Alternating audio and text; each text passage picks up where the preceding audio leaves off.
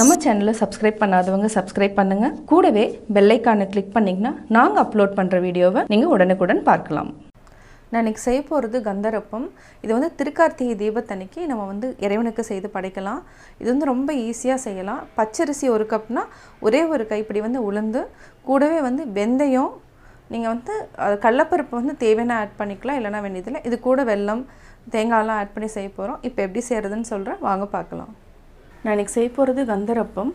கந்தரப்பம் செய்கிறதுக்கு தேவையான பொருட்கள்: 1 கப் பச்சரிசி, 1/4 கப் உளுந்து எடுத்திருக்கேன், 1/4 கப் கடலைப்பருப்பு, 1/4 கப் புழுங்கலரிசி, 1/4 டீஸ்பூன் வெந்தயம். வெந்தயம் கொஞ்சமாக இருந்தால் போதும், ரொம்ப போட்டிங்கன்னா கசப்பாக இருக்கும். புழுங்கலரிசி எதுக்குன்னா அந்த அப்பம் கொஞ்சம் சாஃப்டாக வர்றதுக்காக புழுங்கலரிசியும் ஆட் பண்ணியிருக்கேன். இந்த 5ஐயும் நம்ம தனியாக ஒரு 1 hour 1.5 hours ஊற வச்சுக்கலாம். தேங்காய் 1 கப் எடுத்திருக்கேன், வெல்லம் 1 கப், 3 ஏலக்காய், இதுலேயே 3 ஏலக்காய் இருக்குது, 3 ஏலக்காய் எடுத்திருக்கேன். ஃபஸ்ட்டு இது எல்லாத்தையும் நம்ம 1 hour ஊற வச்சுட்டு, இந்த 5ஐயும் ஊற வச்சுட்டு அரைச்சிட்டு, அரைக்கிறப்ப லாஸ்ட்டில் தேங்காயும் வெல்லம் ஏலக்காய் இந்த 3ஐயும் போட்டு அரைச்சி நம்ம எடுத்து வச்சுக்கலாம். இப்போ எப்படி செய்கிறதுன்னு பார்க்கலாம். இப்போ நம்ம 1 கப் பச்சரிசி, உளுந்து, வெந்தயம், புழுங்கலரிசி, கடலைப்பருப்பு, இதை நம்ம ஒரு 5-6 டைம் நல்லா கழிஞ்சிட்டு அதுக்கப்புறம் தண்ணி ஊற்றி நம்ம 1 hour ஊற வச்சுக்கலாம். இதான் அளவு. இதை ஊற வச்சுட்டு அரைச்சி முடிக்கிறப்ப வெல்லம், தேங்காய் ஆட் பண்ணி இப்போ நம்ம செய்ய போகிறோம். இது நம்ம ஒரு 1.5 hours நல்லா ஊறட்டும். இதை நம்ம நல்லா 1.5 மணி நேரம் ஊறியாச்சு. இதை நம்ம மிக்சியில் கொஞ்சமாக தண்ணி விட்டு நம்ம அரைச்சிக்கலாம்.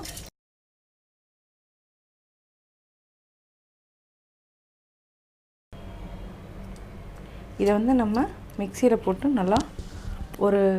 நல்லா ஓரளவு கிரைண்ட் பண்ணதுக்கப்புறம் 3/4 வாசி நல்லா அரைச்சதுக்கப்புறம் நம்ம தேங்காய், ஏலக்காய், வெல்லம் 3ஐயும் ஆட் பண்ணிக்கலாம். இப்போ நல்லா அரைச்சிக்கலாம்.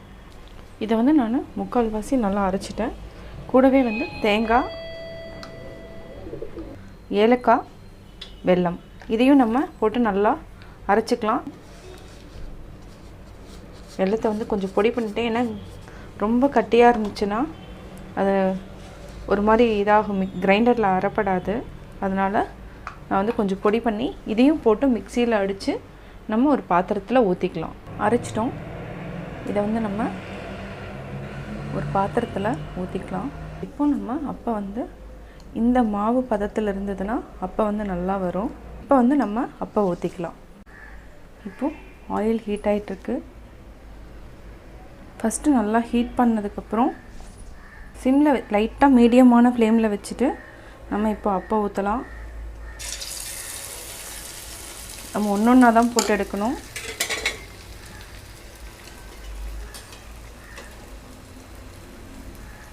கொஞ்சம் வேகமாக தான் மெதுவாக ஊற்றணும், அப்போ தான் நல்லா உப்பி வரும்.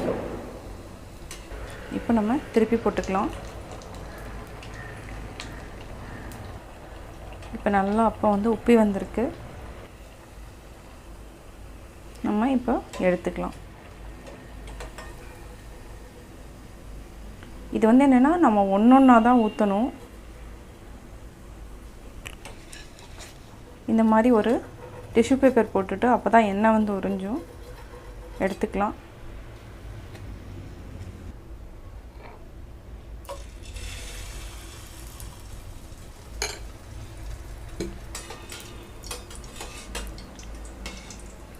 இதே மாதிரியே நம்ம ஒன்றா சுட்டு எடுத்துக்கலாம்.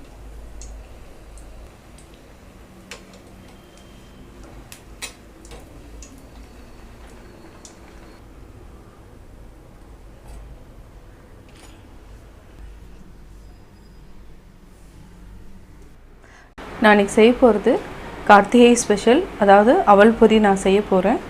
இது அவல் பொரி தனியாகவே கிடைக்கும் நம்மளுக்கு.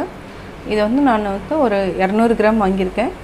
இது தேங்காய் நம்ம சின்ன சின்னதாக கட் பண்ணிக்கலாம். ஒரு 4 டேபிள் ஸ்பூன் பொட்டுக்கடலை, வெல்லம் நான் ஃபஸ்ட்டு என்ன பண்ணியிருக்கேன்னா, நான் காய்ச்சிட்டு அந்த வடிகட்டி நான் எடுத்து வச்சுருக்கேன். நம்ம இனிமேல் தான் பாகு காய்ச்சணும்.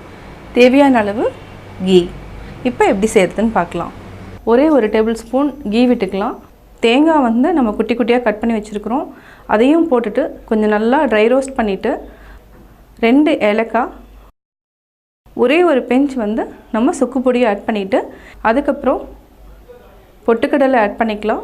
இதை வந்து ஒரு தனியாக ஒரு கண்டெய்னரில் எடுத்து வச்சுக்கலாம்.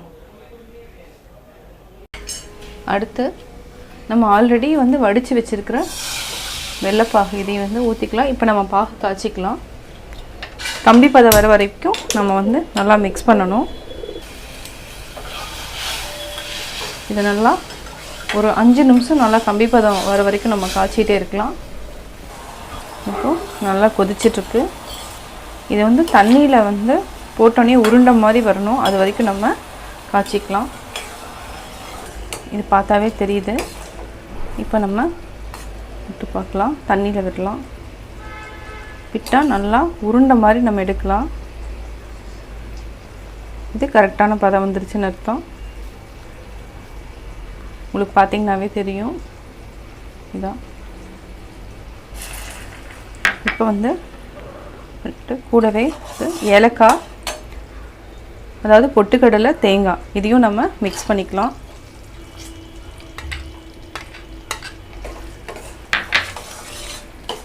மிக்ஸ் பண்ணிவிட்டு இப்போ நம்ம பொரியும் வந்து இது கூட ஆட் பண்ணிக்கலாம்.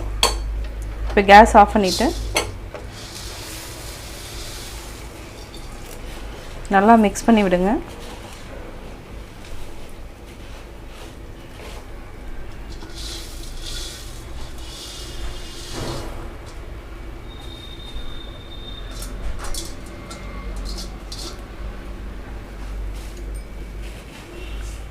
மிக்ஸ் பண்ணி விடுங்க.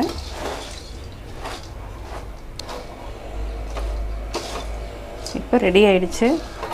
நான் கார்த்திகை அவல் பொரி எப்படி செஞ்சேங்கிறத பார்த்தீங்க. கட்டாயம் உங்களுக்கு பிடிச்சிருக்கும்.